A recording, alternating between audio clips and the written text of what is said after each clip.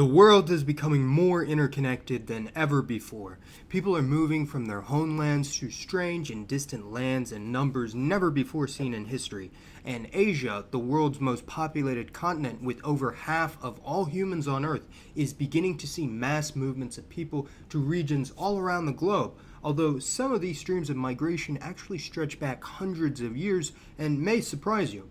Now, just to get this out of the way, yes, there are many groups outside of Asia that technically have Asian ancestry from migrants that arrived thousands of years ago or more, such as the Malagasy of Madagascar, various Pacific Islanders, Native Americans, and groups in North Central Asia to varying extents. But for this video, we're mostly going to be focusing on more modern and recognizable Asian people groups, most of whom have only seen significant amounts of immigration in the past couple centuries. This video isn't going to look at every community of Asians around the world, but let's take a look at some of the cases of immigrant communities that I find to be quite interesting, starting with those from Northeast Asia. Before we begin, it's important to pay attention to the sites and sources that you get your information from, considering how crazy and polarized everything is today. That's why I'm genuinely excited to talk about today's sponsor, Ground News. Founded by a former NASA engineer, their app and website gathers articles from more than 50,000 news sources worldwide. Those articles are then grouped together to compare coverage in real time and uncover hidden biases. They're a service that has been touted by many for their unique insights it's able to give on many different topics around the world, and wow, do they really have everything. Recently, there's been reports where the US says Iran's cyber operations targeted the Trump and Harris campaigns. Instantly, you can access more than 200 articles that have covered this story, including outlets like Al Jazeera out of Qatar or TASS, a right-leaning Russian government-owned source.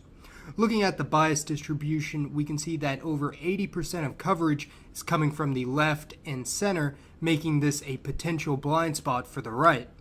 Comparing coverage is interesting. Many sources focus on the attack on the Trump and Harris campaigns, while others highlight the goal of hackers to influence operations aimed at the American public. I appreciate that they provide visual context to help me see how reliable the news sources are and who owns them, information that many other platforms either censor or remove altogether. With Ground News, you can see the coverage of nearly any topic or scandal floating around the information space, and I truly am glad to work with such a prestigious company. I encourage you to check them out in the link in the description, the pinned comment, or go to ground.news/Masaman for 40% off the Advantage plan I use for unlimited access to all the features. Huge thanks to Ground News for sponsoring this video and sharing this opportunity. Now back to the video. Japan was historically a very isolationist nation with very little international migration to or from the island in the past 1,000 years, with the exception of the past century and a half. As Japan began to industrialize and peasants began pouring in from the countryside, the Japanese government began encouraging emigration overseas to their newly acquired territories in Korea, Manchuria, or neighboring Pacific Island nations. But one of the largest flows of Japanese settlers was to Latin America.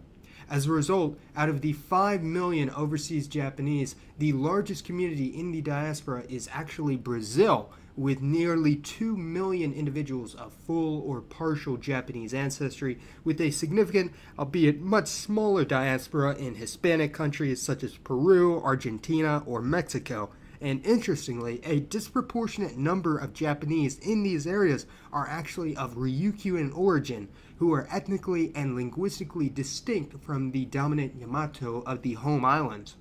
Nowadays, most Japanese Latinos are heavily assimilated into their home nations, with only a minority still speaking Japanese, and most now belonging to Christian churches. So the question is, are they even still Japanese anymore? And according to the Japanese themselves, the answer is no. What about Koreans? They also have a significant diaspora in neighboring Asian countries as well as the Western world, but one of the largest communities of the 7 million overseas Koreans is actually in Central Asia, such as Uzbekistan, Kyrgyzstan, Kazakhstan, and Tajikistan. Koreans who lived in the Russian Far East during the interwar period were treated with suspicion and prejudice by both the imperial and communist Russian states, and virtually the entire community of Koreans in the region, or Koryo-Saram as they are known, ended up being deported west, either to parts of Russia, Ukraine, or Central Asia. The Koryo-Saram had picked up many cultural aspects of the surrounding peoples in the past century since their deportation, and hence are an entirely different culture than Koreans in the north or south. It's worth noting that due to labor shortages and declining birth rates, the governments of Japan and South Korea have encouraged those in the diaspora to return to their homeland, mostly from Latin America and the former Soviet Union, respectively. But this has been met with limited success and problems with integration, mainly due to the aforementioned cultural drift and linguistic differences. When it comes to the Chinese, they are of course the largest nation in the region, and hence have the largest diaspora, mostly in Southeast Asia, as I've discussed many times before, but really all around the world.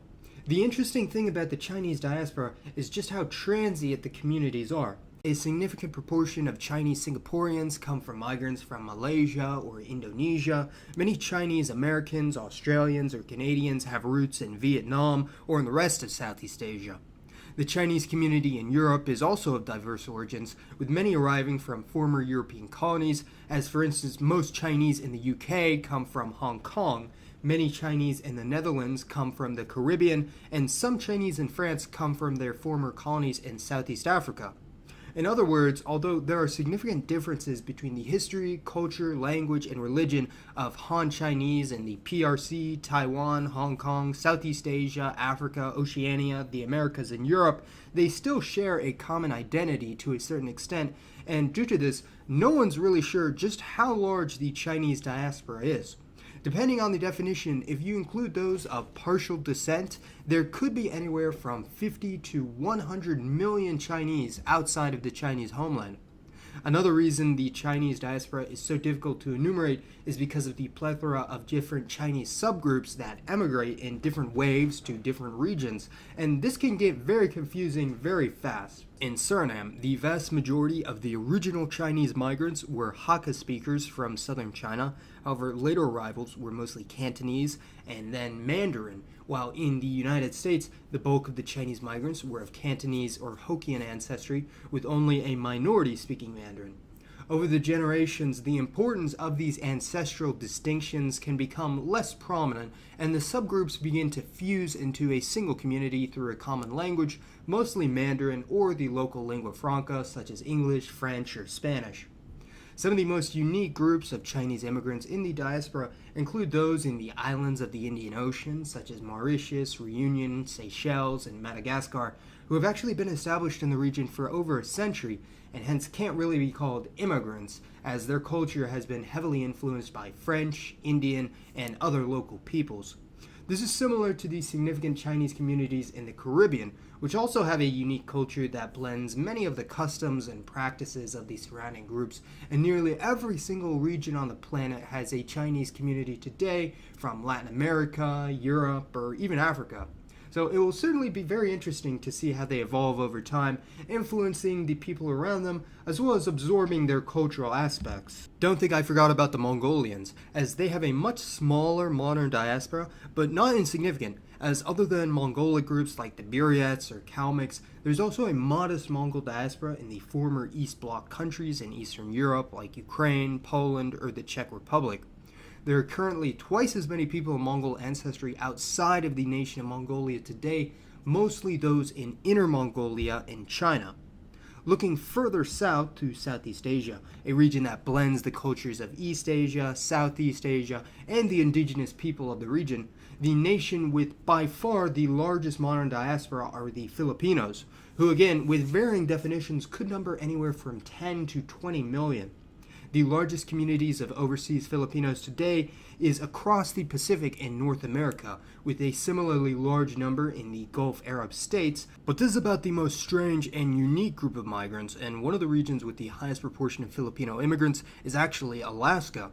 Coastal Alaska is an extremely diverse mix of native Alaskans, American settlers, and other immigrants, with Filipinos being the largest ancestry in many regions, such as part of the Aleutians and Kodiak Island, as there are also smaller communities of Thai and Vietnamese in settlements across northern Canada, Greenland, Svalbard, and even the Faroe Islands.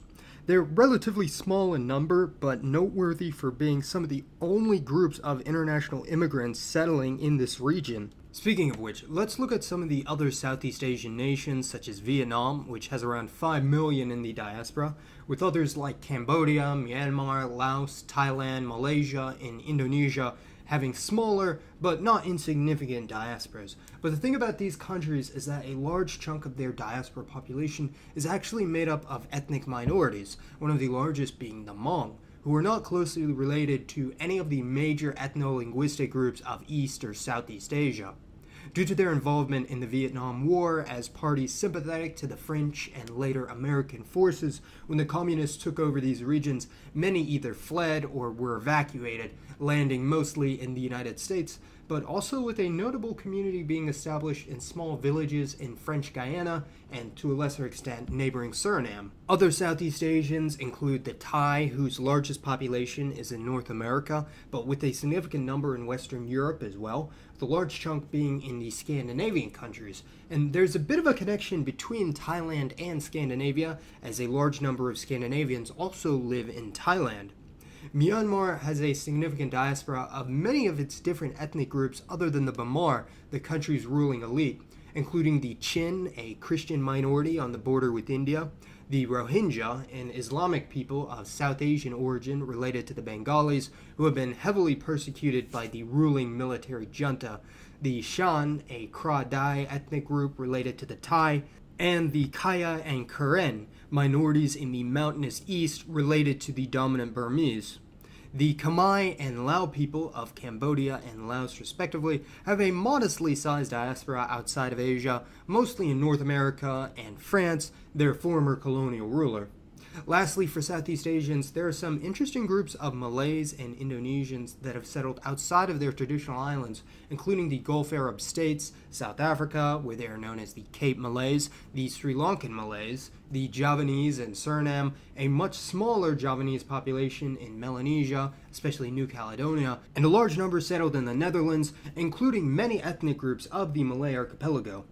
All of these, with the exception of the Sri Lankan Malays and those in the Gulf Arab states, are a result of colonial meddling, with various European powers bringing peoples of the Malay archipelago to work in their colonies throughout the world. And although they were usually quite religiously and linguistically diverse, they largely coalesced into a single people group over time, owing to their common Austronesian heritage. Okay, now I know what you're thinking. What about the South Asian diaspora, which is just as massive as any other, with over 50 million worldwide?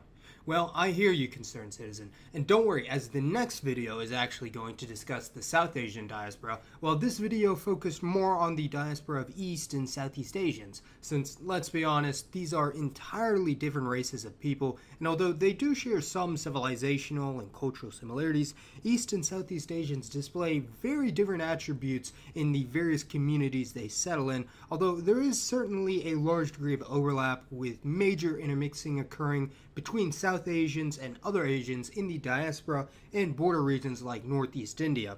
One of the most fascinating aspects of this particular diaspora is that many of the migrants moving from Southeast Asia to the Western world often have Western heritage themselves, like the mixed Dutch-Indo population of Indonesia, who have largely relocated to the Netherlands, the USA, or Australia following the independence of the Netherlands, or other various Creole-speaking groups like the Kristang or Chavacano, who traditionally speak languages of mixed Iberian and Austronesian origin.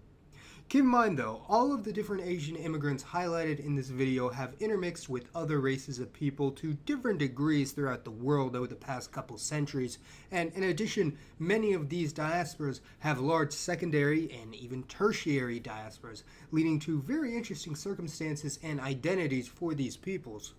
The U.S. Census does a pretty good job of enumerating these different ethnic populations and pinpointing their place of origin, which can give us valuable insight into the nature of these overseas migration patterns. Less than 16,000 of the 80,000 Malaysian-born immigrants identified as ethnically Malay, and of the 100,000 Indonesian immigrants, only half identified as Indonesian. Thus, the diaspora of modern Asian people groups from East and Southeast Asia all have incredibly fascinating and diverse stories to tell. Some of them come from relatively homogenous communities and migrated to distant foreign lands, while others came from areas that were already ethnically and religiously diverse, then formed a community in one part of the world that would later go on to move to an entirely different region for one reason or another. And the South Asian diaspora has many great examples of this as well, which we'll cover in the next video. As always, thank you all so much for watching. Let me know which one of these Asian diasporas from East and Southeast Asia you find to be the most intriguing, and feel free to mention some unique communities that I didn't cover in this video. As always, this has been Mason. See you next time, boys.